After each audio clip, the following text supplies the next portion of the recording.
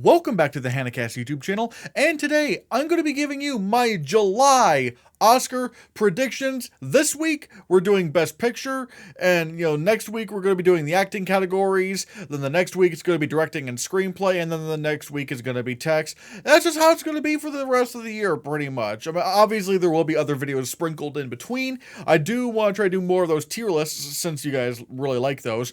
But yeah, this is just going to be the format for the rest of the year. Anyway, yeah, let's get into Best Picture. The top four are roughly the same from last time. Sing Sing, I still have at number one because it could indeed win SAG Ensemble, PGA, Writers Guild. I feel like it's going to be that film that's going to capture the hearts of people, like a lot of people are saying. Then Blitz, I have at number two because I still feel like Blitz is going to be like that Golden Globes BAFTA pick, and apparently it has been confirmed that that Apple does intend on releasing the film this year, so there's not really any kind of question. Then at number three, I have Nora because you could make an argument that maybe it could sneak in for screenplay, but at the same time, I don't know. I haven't really heard from anyone saying that this is like a Best Picture winner, so I don't know. And Dune Part 2, that is just obvious. That is just apparent, that is just very obvious in what's happening there. We know what kind of, it's going to be a big tech juggernaut. There's not really going to be that many tech juggernauts this year at the Oscars. In fact, I'm looking at it and we might only have two or three. We might have only two or three here with Blitz, Dune, and maybe Joker, but even then, Joker's kind of a maybe, but we'll get to that when we get to that. Again, Dune just makes sense. I'm still worried about that director nomination, though. Can it still get director? Because, I don't know. They just don't really like blockbustery kind of films, the director's branch. Still, Dune Part 2, again, it is the one where I am 100% confident that it's going to get a Best Picture nomination. So, yeah. Then, the next five down, we have The Seed of the Sacred Fig. Again, everything that I've been hearing about this movie, Iran doesn't really like this movie, and they put an arrest warrant out for the director. Everyone who has seen this movie absolutely loves it and calls it a masterpiece. The reviews are incredible, and a lot of people are saying this could be that really big, important film that gets into Best Picture. So, yeah, that makes sense. Juror number two, I still, it's weird. From here on down, none of these films I mean, obviously, it's this early in the year, a lot of these films in the top five and number six could fall down, except Dune. I think Dune's the one that is, absolutely safe. But, however, I've been struggling with these last four a lot, whether taking some of them out, putting some more back in. But for right now, this week, I have Juror number two at number six. Number seven, because again, it's like what I've been saying before.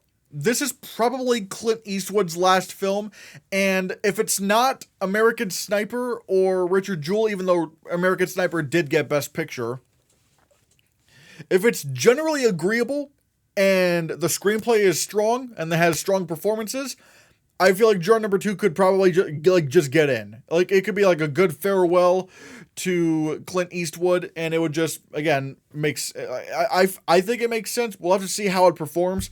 But again, it's that cast. That cast of, Nicholas Hoult, he's not really an Oscar player. But then you have Toni Collette. All right, she's been nominated once, but, all right. And then J.K. Simmons. Again, it's that J.K. Simmons casting that makes me go, okay, maybe this movie really is something. Because J.K. Simmons in a Clint Eastwood movie just makes too much sense for a nomination in Best Picture. I don't know why. That combination just has me go, The Fire Inside I have at number 8 because I just really do feel like Rachel Morrison's going to bring something really strong to this film. Again, especially since Barry Jenkins is writing the screenplay. And again, they moved the release date to December, which I feel like it sounds awards friendly, and I feel like again there are a few nominations that could come along with this. Again, you have Best Picture, obviously, Best Adapted Screenplay, and if it's Barry Jenkins writing it, I want to put it in the top two. Again, if I'm having this movie in Best Picture. And Best Film Editing. Because if it's a sports movie in Best Picture, you bet your ass it's getting nominated for editing. Like, really think about that. A sports movie in Best Picture, even the ones that didn't get in Best Picture, but were pretty close to getting in, like I, Tonya, managed to get an editing nomination. So, with that in mind, I feel like that could be very strong for The Fire Inside, and I feel like it might be stronger than most people think. And then, this is easily the biggest jump up, like, we've had so far. Night Bitch. And why is this movie so high up now? Because Amy Adams is winning the TIFF Spotlight Award. And that is a big flag. I'm not saying it's a red flag because it's not really a bad thing. It's just a big flag. It's a green flag. Green flag. We'll say it's a green flag. It is a big green flag for this movie because it shows that, I don't know, the past few times people have been given that Spotlight Award, like Brendan Fraser, Jessica Chastain, I think it was Joaquin Phoenix. Oops, I was wrong. It's not the Spotlight Award. It's the TIFF Tribute Award. Again, let's look at some of these past winners. Joaquin Phoenix in 2019. Anthony Hopkins in 2020. Jessica Chastain in 2021. Brendan Fraser in 2022. And last year, you had Coleman Domingo, who, even though he didn't win for... what's it called? He didn't win for Rustin. That also was when, what was that called? When Sing Sing premiered. All right. And now it's coming out this year, and I'm predicting him to win for that. So because of the fact that Amy Adams is winning the TIFF Tribute Award, I kind of have to think that maybe, Night Bitch, for one, Amy Adams is going to win lead actress, most likely, but also, Night Bitch just might get into Best Picture. Maybe, just maybe. I mean, yeah, The Whale and The Eyes of Tammy Faye didn't, but The Father did, Joker did, Sing Sing, I'm predicting to win Best Picture, so... At least as of right now, Night Bitch is a good bet to have in Best Picture right now. At least, because especially since there's not, again, when you look at the rest of the competition, it's kind of tough.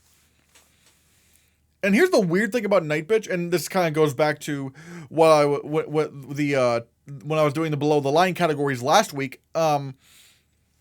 I've heard conflicting things, and I don't know whether or not this is true, that in Night Bitch, Amy Adams turns into a dog.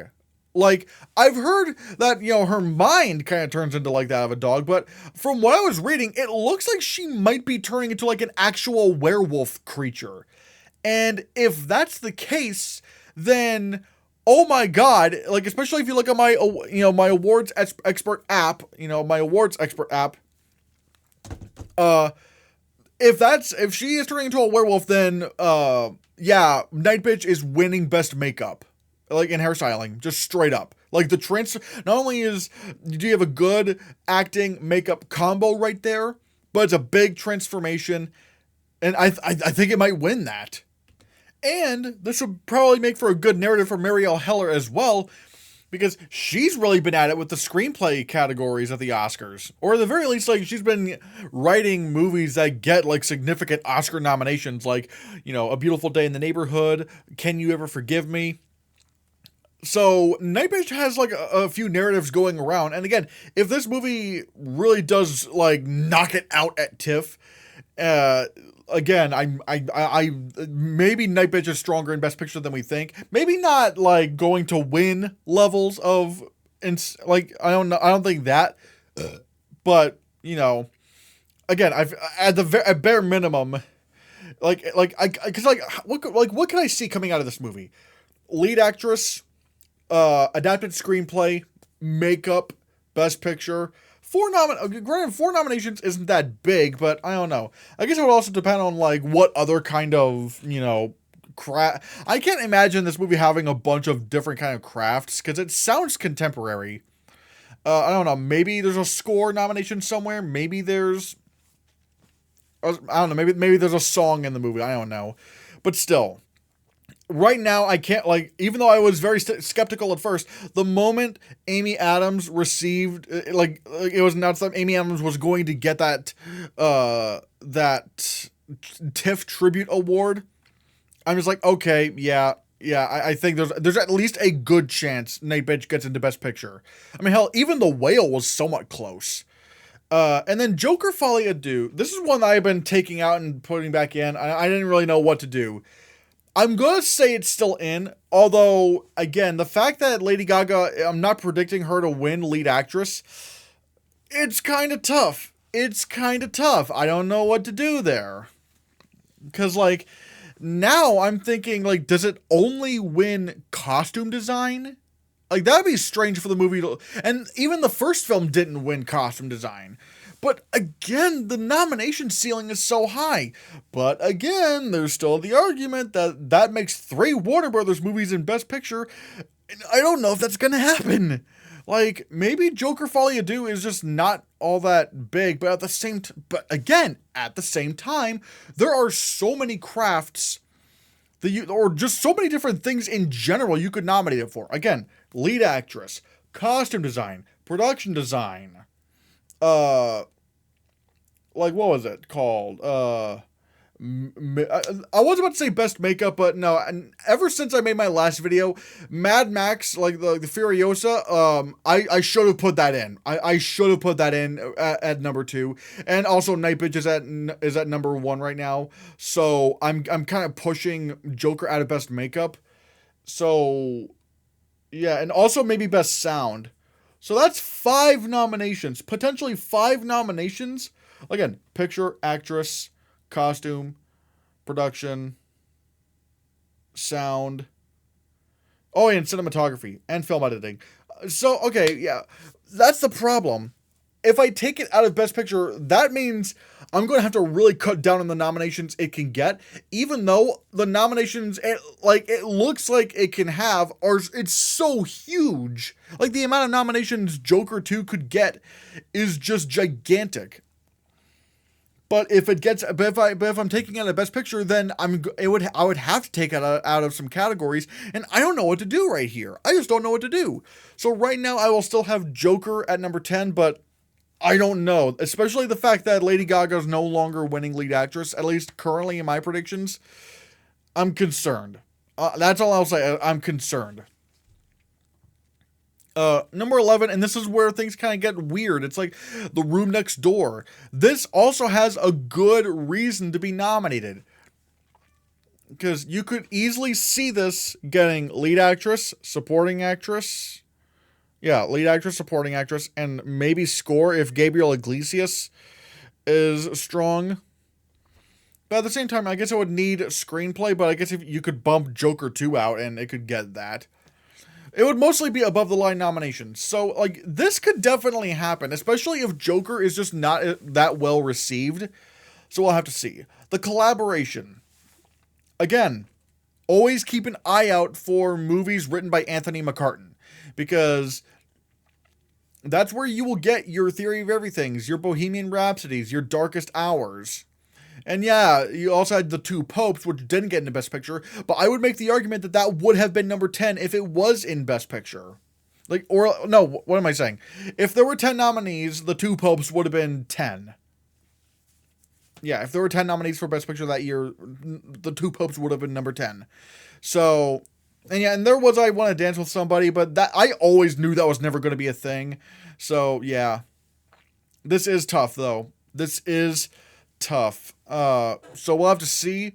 And I currently do have it in for lead actor, so that's pretty good, but I don't know what the nomination ceiling for this would look like. It'd be weird. Queer, again, I want to see how this movie turns out and if people really latch onto it. I think it has better odds than some of these other films, but I don't really have much. I don't, to be honest, I'm kind of running out of movies. Because like nothing. This doesn't really seem to be that strong every year, to be honest. Then the piano lesson. It would, if this were to get in, it would have to be in off of solely its performances. Because I'm not willing to say adapted screenplay, because the Oscars don't really, like, the writers' branch of the Oscars don't really care about plays or stage productions all that much. And not even just musicals like West Side Story or Tick Tick Boom or Les Miserables or anything like that. Even just like adaptations of stage plays, it's a bit of a hit or miss thing, because if something is still too much like the original stage production, I feel like they just don't nominate stage production movies. They didn't nominate The Whale. They didn't nominate Ma Rainey's Black Bottom. I'm trying to think of what else they didn't nominate. I mean, like, I admit, because like, I mean, again, a lot of things are like, I don't really like. I'm not a lot is coming to my brain right now. But yeah, like, stage productions don't typically get nominated for the Oscars these days, or at the very least, I guess it would really depend on how close to the source material the piano lesson is. If it is, if it is a transformative of the source material, like The Father, then I think it can get in. But if it's not, I don't know. And 15, I have Nickel Boys. Again, it's really, really tough. I really need to see a trailer for this movie. Like, the source material is fascinating, but is it going to be the Oscars thing? That's why, and it's the same thing for some of the other films down here, especially some of the ones even further below. It's just, I need to see trailers, because I don't know whether it's going to be like an Oscars thing. And, yeah. And then we get to... next, I have Gladiator 2. Why does this thing keep, like, creeping up? I don't know why. Because it's Ridley Scott. I don't want to bet on a Ridley Scott movie. It always bites me in the ass. But, again, in a similar way to Joker Folie à Deux, like, the nomination ceiling sounds pretty damn good. I mean, visual effects, sound, production design, and, like, granted, that's 3 nominations, but who knows what else could happen? Oh, a costume design could happen, and I'm starting to become convinced of Denzel Washington, because I watched the Oscar Experts video today about the supporting categories, and I think it was Brother Bro who said, even when Denzel is not in a movie, even when Denzel's not in a movie I can't speak today. Even when Denzel Washington is not in a movie that is in Best Picture, he still gets nominated. And I started to think about it. It's like, damn, he's right. Tragedy in Macbeth, Roman J. Israel Esquire. He might have a point. Like, as long as Denzel Washington is not in, like, some random, like, Antoine Fuqua action movie, he tends to get nominated. He kind of does tend to get nominated. And if it's especially if it's a sequel to a Best Picture nominated film, like no Best Picture winning film like Gladiator, then Denzel Washington could definitely get nominated. I'm starting to be, and again, I'm kind of going back to the Oscar Expert video from a few weeks ago. Again, it's like they said, Gladiator 2 is either going to be Napoleon or it's going to be more than Napoleon in terms of nominations. And I'm starting to become a little bit more convinced of that. Then we have Here. This is like the major update, because now the trailer for Here is here. I'm not feeling it. No. Like, I thought this idea was going to be, like, very interesting, and I don't know, maybe it still turns out to be a good movie, but the way it's all shot, it looks very plain. Like, it looks like like, I don't know how to describe it. It looks like a very, very plain movie.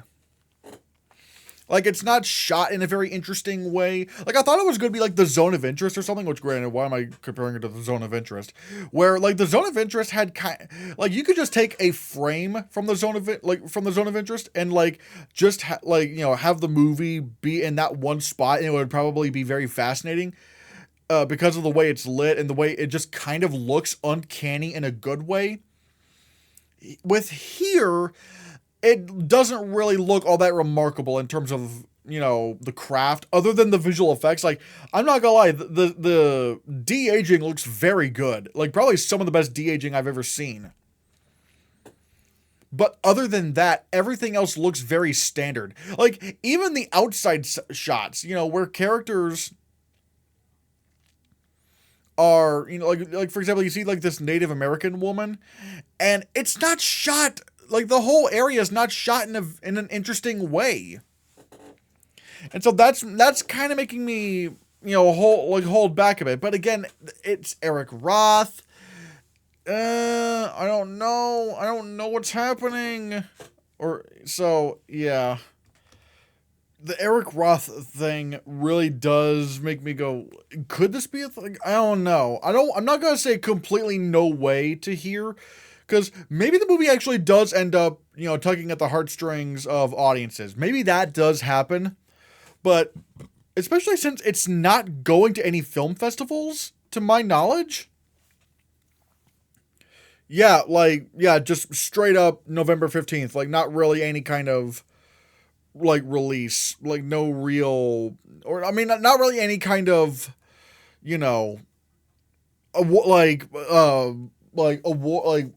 festival release, which makes me kind of like, I don't know, it's kind of strange. But however, still we'll have to figure that we'll figure that out when we get there. But yeah, A Real Pain, there is an argument to be made because people have been really praising the screenplay and Kieran Culkin's performance. I just have a feeling this is going to be that indie that doesn't really do anything. So we'll have to see. But I don't know, maybe. Conclave, I still have my doubts about Conclave. Something just doesn't feel right about Conclave. I know it's from the director of All Quiet on the Western Front. But I don't know, again, like some sort of thriller set in the Vatican, I don't know. It just doesn't sound right to me. Wicked, I don't know. Like, again, maybe this movie is like praised to hell. And again, we are kind of short on like big spectacles in Best Picture. So, when I say big spectacles, I mean like, films that get a lot of below the line nominations. Because again, right now, all I have are Blitz, Dune, and Joker. And even then, Joker might not happen. Especially since, again, 3 Warner Brothers movies in Best Picture, So if Wicked is very, very, very well, I think it would have to be like really well received. Like, but again, I don't know if that's going to happen. It's tough. But yeah. Hard Truths, once again, I'm kind of on the fence about this film because, like, I just don't know again, I need to see a trailer. I feel like I need a trailer for this for me to really get an understanding of what this movie is. So, I don't know. Then His Three Daughters. I don't know. Maybe not. Dee Dee. I feel like the hype for this movie has just died. No one is talking about this movie. I mean, is it even out yet? Let me see. Alright, so it hasn't released yet. It'll release on July 26th. So I guess we'll have to see how this movie turns out when I do my August Oscar predictions, but, there has not really been any kind of hype for this film, but again, maybe that's just because it just hasn't released to a wide audience, and if audiences go crazy for Dee Dee, then I'll probably put it in, but I don't know. The End, I don't know, like, nothing, again, I'm at this point, it's kind of just filler right here, like, trying to round out a top 25, and then Madam Web, because, Madam Web sweep. We all know it's getting into Best Picture. But, yeah, guys. Right, those are my July Best Picture nominations. Again, stay tuned for next week because I'm going to be doing my acting predictions, my updated acting predictions. And again, Best Actress has been shaken up quite a bit, and not just because of Amy Adams, but because of something else I've been told. Yeah. And also, I'm going to try to do some more tier lists, because again, you guys seem to love those. And again, thank you guys so much for watching. And consider hitting that subscribe button, because if you don't, yeah.